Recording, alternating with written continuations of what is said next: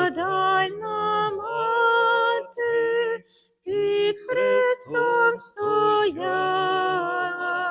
плакала, ридала, в сльозах промовляла: ой, сину, сину, за яку провину переносиш нині тяженьку годину на хресті.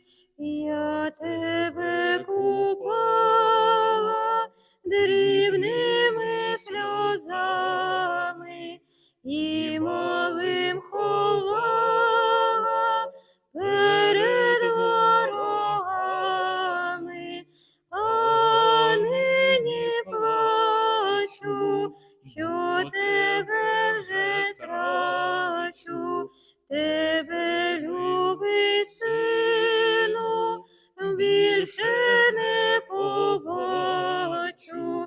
Сину мій, ти жертвувався всіх людей спасати, і за те віддався на хресті вмирати.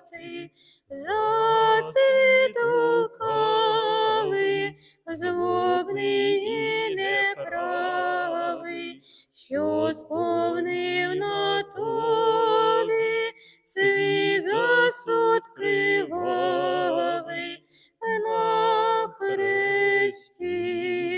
Моя ти надія, мій ти світе ясний, в'янеш ти заскоро, гаснеш причасно.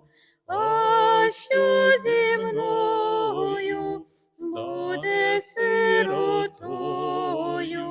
Я одна билинка, нещасна стою під Христом. Боже мій, Боже, я тебе же молю, подай мені сили у нещаснім болю.